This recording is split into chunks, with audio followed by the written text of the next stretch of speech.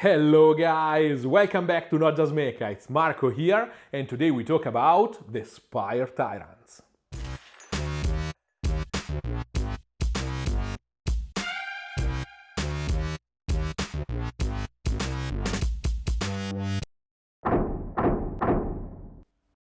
At this point, you know that if we talk about Warcry, we are talking about a personal project for my own collection of little angry chaotic dudes.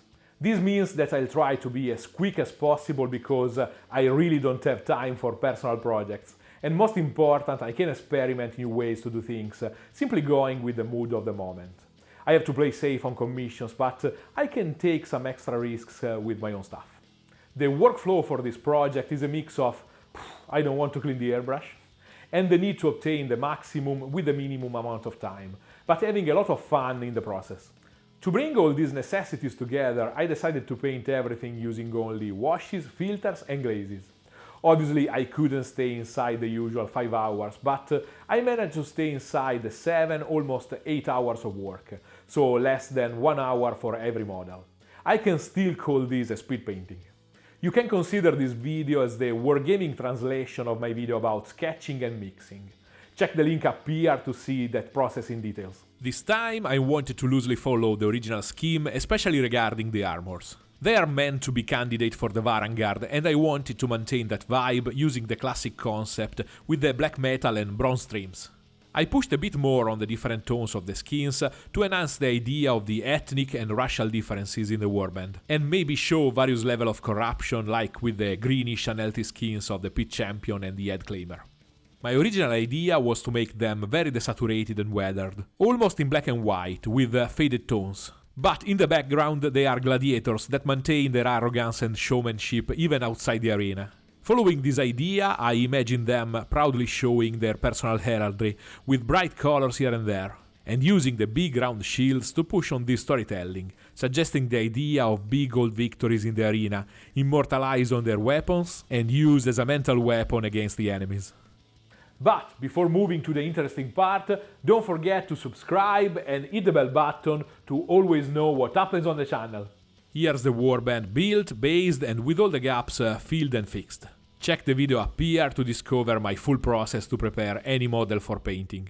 I like to prepare my bases before the painting stage, so I don't have to work with textures and glue around painted models, and this way the bases are better integrated with the miniatures and their colors. This time I created very simple bases to represent the flat sand of the arena. I love when a kit comes with large flat shields. Same feeling for the old empty banners. These days GW fills all the space with sculpted details that are obviously easier to paint but give you much less freedom. Luckily, there's a simple solution for this problem. I start removing the details with a sharp blade, carving their thickness little by little. I don't want to use my rotary tool here because I want the shields to be smooth and clean, and even if it takes a bit more time, I have a finer control this way. In the thickest parts I use a pair of flat clippers to remove the initial excess. Thanks to the flat cutting side, there is no risk to take off too much material. At this point, I can start shaving the surface with the blade, using the same motion used to remove mold lines and small casting imperfections. You need a sharp new blade to obtain a smooth finish without lines and little cuts. This is usually more than enough to start painting if you just want to remove a sculpted detail. But if I have to paint freehands, I prefer to work on a perfectly polished area.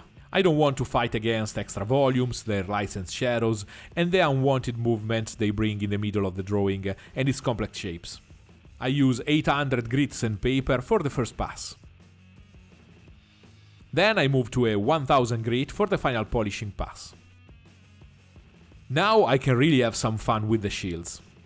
I use the airbrush only for priming and to create a zenithal light. You can do the same with a couple of spray cans and obtain a similar result. The airbrush obviously gives you much more control and the possibility for finer adjustments in the positioning and the intensity of the layer of paint, but spray cans are a decent approximation. I use white ink to set the general diffused light.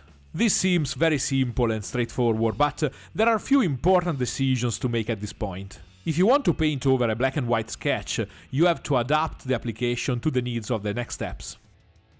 If you watched my painting videos, you notice that every time I paint the white layer in a slightly different way to support better what I'll do next. For this project I plan to use layers of very fluid and transparent tones with the brush, so I need more a grayscale than a black and white canvas. I want the colors to build my shadows with the game of the overlapping tones. And if I apply these translucent layers over black, they will be totally ineffective, completely disappearing inside the black. I use the natural transparency of white ink to modulate the grayscale. I spray few thin layers in the shadows, increasing little by little opacity and intensity in the lights. As I said, you can totally use a spray can, but if you're using the airbrush, don't use it just as a spray can, applying a simple thick layer from above. Try always to take advantage of the best features of your tools, even for something this simple. As you can see, there's definitely more white and grey than black on the models. Black remains in the deepest recesses and has a very dark grey in the shadows. Thanks to the difference of values between the maximum points of light and shadow, it will still be perceived as black. For me, the perfect mix of fun and efficiency is a limited palette, where I can mix my own tones without the need of dozens of bottles and to constantly look for them in the drawer. It's becoming almost a theme of the channel, but for this kind of work, you know that I love Kimera Kolors. Check the video up here to know why I love them so much. There aren't real rules on how to organize a palette, but I like to organize my tones based on their general value, from black to white, just because it's more likely to mix similar values together. The only important thing is to keep the initial pools on one side to have more space for mixing. Especially true for this kind of project where I'll use a lot of space to make my extreme dilutions, and keep these pools pure and separated from the mixes. They represent your pots of paint, and you want to keep a clean reserve without going back to the drawer. For the same reason, I put on the palette a good amount of paint. This is not a waste, it's an investment. I add also a little pool of Winsor & Newton Heavy Body White to have a different consistency of white paint. A big part in this project will be played by this acrylic medium. Any kind of matte medium can do the job. You don't need this one. I use this because I like its fluid consistency, but it's still just simple acrylic medium. The application of the tones will be very simple, so the most interesting part of this process is what happens on the palette. I mix a basic skin tone using orange, a pinch of black, and a lot of white in different increasing quantities. This is only one of the many ways you can follow to create a master recipe for skin. I add a pinch of green to make it more naturally desaturated, and blue to bring it to colder, unhealthy tones. I add water and medium to create an heavy wash consistency. Sadly, there isn't a fixed ratio because every pigment has its own opacity, so you have to test it on the palette or on the model. After a few experiments, you'll be able to predict the behavior of every color.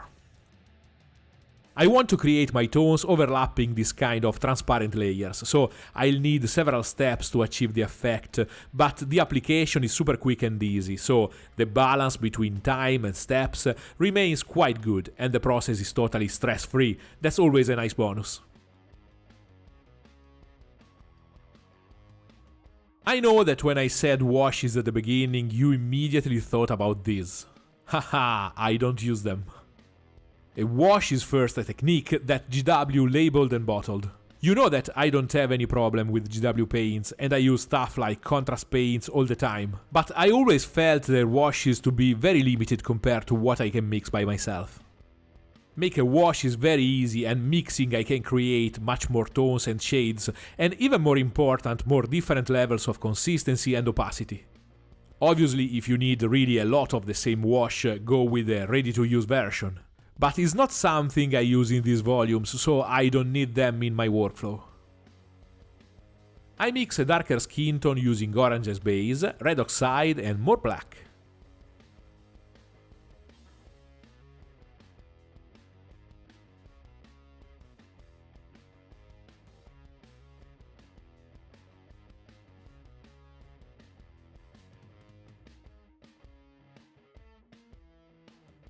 Here's the skin tone for the Beastman, using magenta, red oxide, black and a pinch of phthalo blue red tone.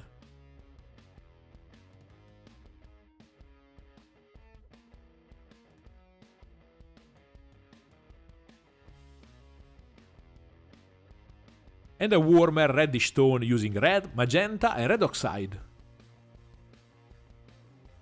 I really want to invest some extra efforts to create different interesting skin tones. They are all half naked and skin is one of the focal points of these models.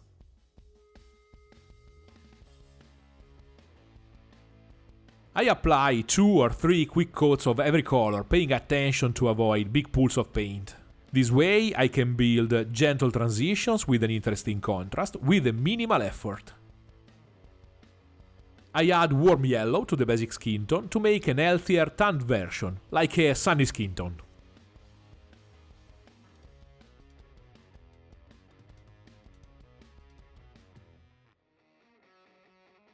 The difference between a wash, a filter and a glaze is not in the paint consistency or the dilution, but in the way you apply it to the model.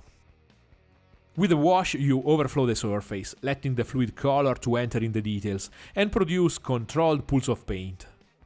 A filter is applied as a thin layer to a large surface to change its tone, but without leaving an excess of liquid on the model. A glaze is used to create a gradient using something similar to a filter, but in several overlapping layers with a precise direction. Different applications and uses of the same mix of paint and water, and maybe a bit of medium.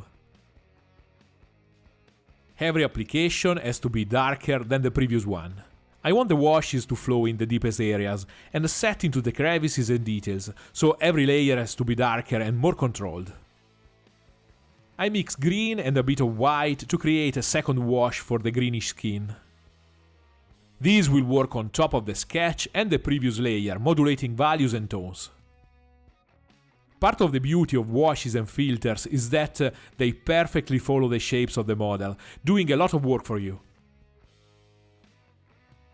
I just add more blue into the original mix to shade the purple skin.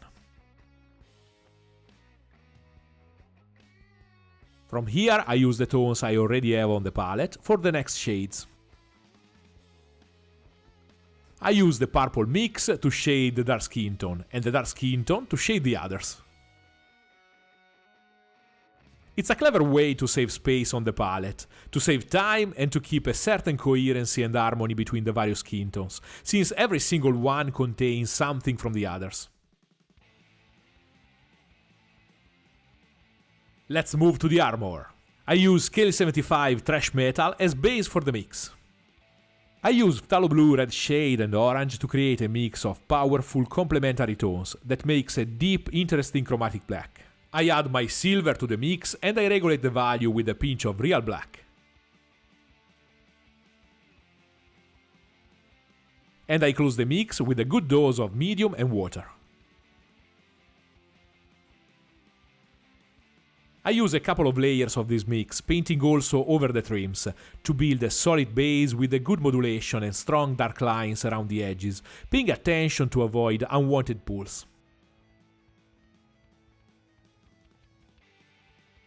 I always say to not use metals on the palette to avoid the separation of their heavy pigment, but in this case the silver is just one of the components of a mix. Here is the result of the first stage. The skins are already quite interesting, but I need to see them next to the other details to decide if push more or to alter the tones. Same thing for the armor, that looks quite light now, but it will probably look darker next to the trims. So better to stay elastic and move to the secondary parts. I paint the bases with a mix of orange, white and yellow oxide to set a tone for the sands of the arena.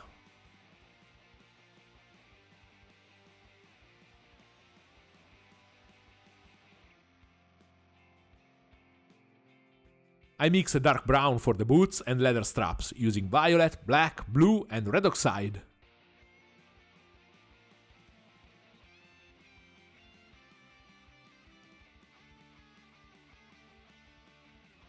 And red and magenta for the deep warm red of the fabric.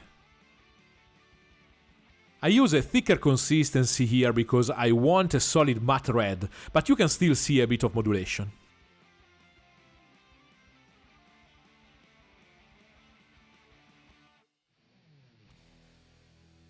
And here we are at the end of the second stage, with all the little details in place.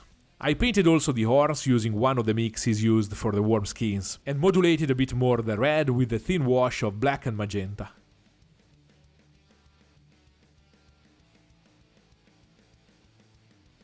I paint a clean, shiny steel with a mix of trash metal, phthalo blue-green shade and a lot of glaze medium.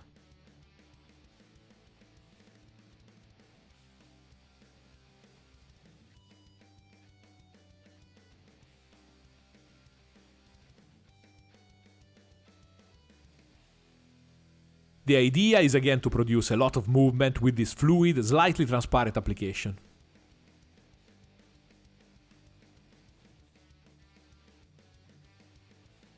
I want a paint with a similar behavior for the gold trims, but in this case I can't cheat and I need a proper, solid base. To cut a bit this corner I use Molotov Gold.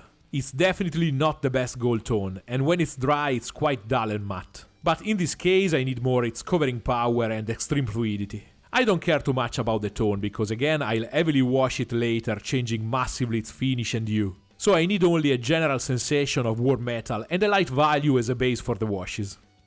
I mix it with a bit of green to make it more old gold. This was extremely long and tedious, and this single step took me more than an hour. As I suspected, the tones and values of the armors work well with the light trims. But now that I have this extra light value in place, I feel the need of more tones and shadows on the skins, so I'll come back later to adjust these proportions. I mix magenta, phthalo blue red shade, a bit of red oxide and a lot of glaze medium to make the wash for the gold trims. I love to shade bronze with warm tones of purple and magenta to make it look old and unpolished. Also the matte finish of Kimera Kolors will create a sort of interesting patina all over the gold.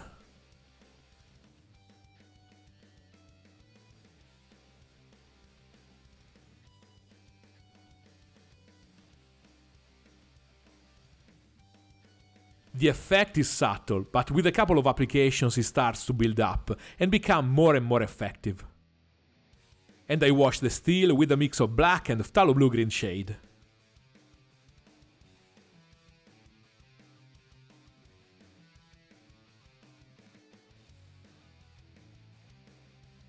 Thanks to the opacity of these two tones, this wash will be much more effective in a single pass.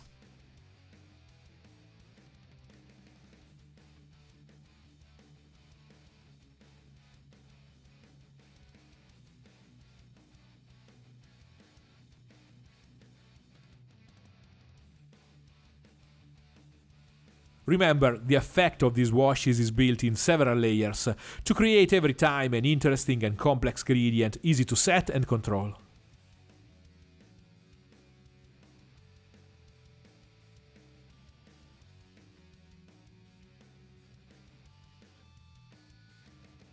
At this point I can switch to a more precise level of application to enhance specific details and areas like on the big muscles of the head claimer.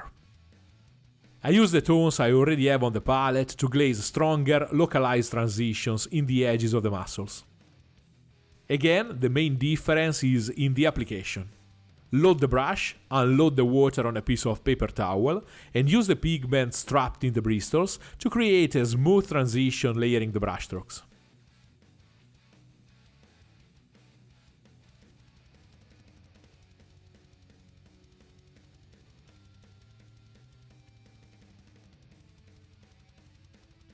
This palette gave me everything at this point, so I need a new one to start painting the freehands with much less colors and water on it.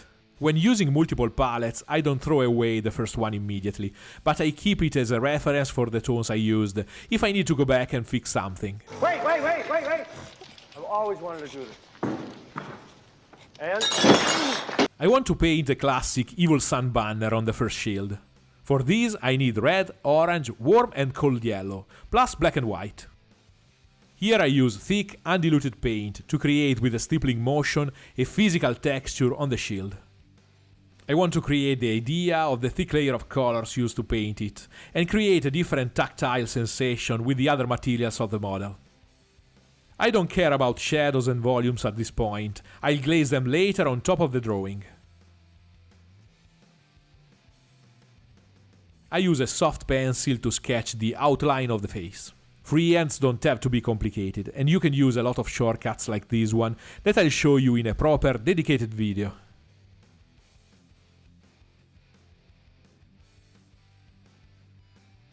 Then I fill the lines with colors. I apply the black outline only at the end, framing the shapes set by the colors.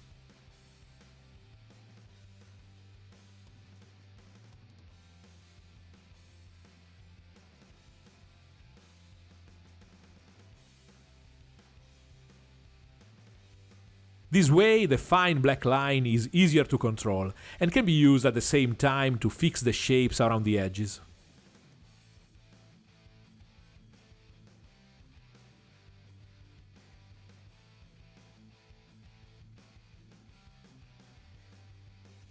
I filter a couple of warm tones on top to fuse the face with the rest of the shield, softening white and black. Here I realize that the eyes are too big. So I quickly cover them with the base tones and start over again. White first, then black outline.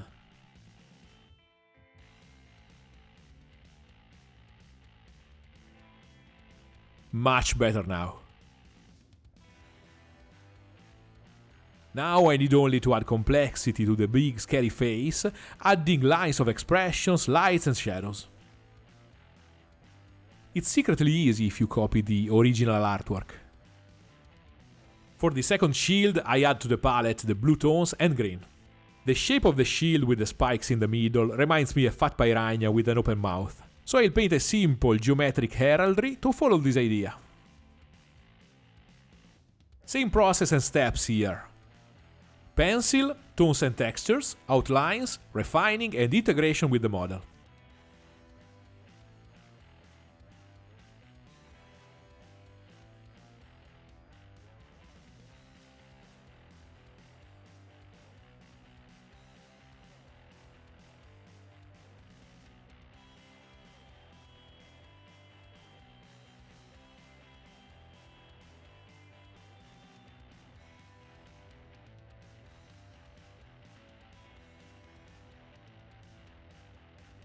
For the last shield, I need only to add magenta. Here the warrior is clearing starting a path of devotion to Slanesh, with his warm skin and purple hair, so I want to push on these tones and idea.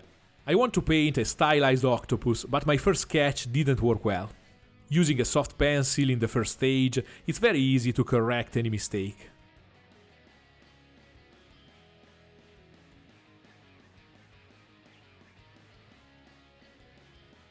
Then I use diluted black to go over the sketch, filling the empty spaces and adding volume to the figure.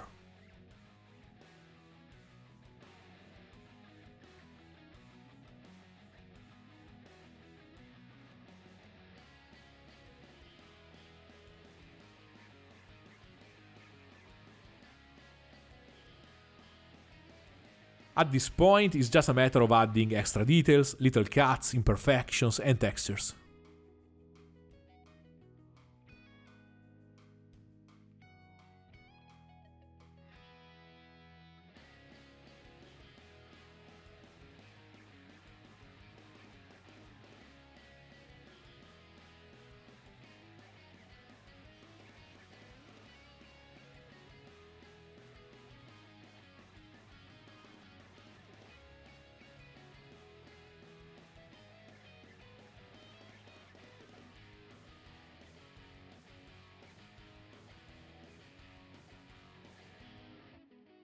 We are almost ready for the pictures now, but I can't close a video all about washes without my signature move, oil washes. I just need a bit of dark definition here and there, so these washes will be pretty quick and easy. On the palette I have yellow, black, burnt umber and olives. It's magenta, but his tube broke last week, so I have magenta in this jar of olives. I start with pure black diluted to a wash consistency with white spirit, to enhance the tones and the panel lines of the armors.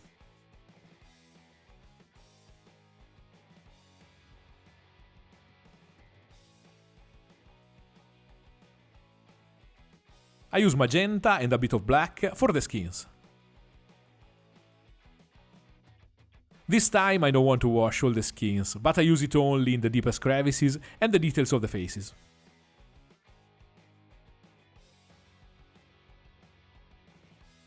And I wash the bases with a warm beige, made with yellow and burnt umber. When everything is dry to the touch, I clean the excess with Q-tips moistened in white spirit. I clean directly with white spirit because I want clean, sharp lines, and I don't need to blend with the multi-step approach. The oil wash was a very marginal part of this project, so if you want more details about oil washing, check the previous episodes of the series.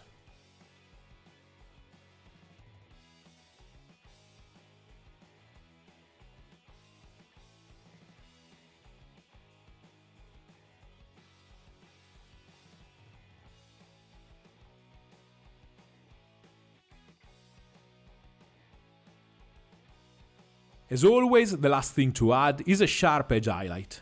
I have already this effect in various parts of the models, thanks to the washes and their tendency to not stick to the sharp edges, so I feel the need to give a proper extra highlight only to the metal parts to push the idea of their deadly sharp edges.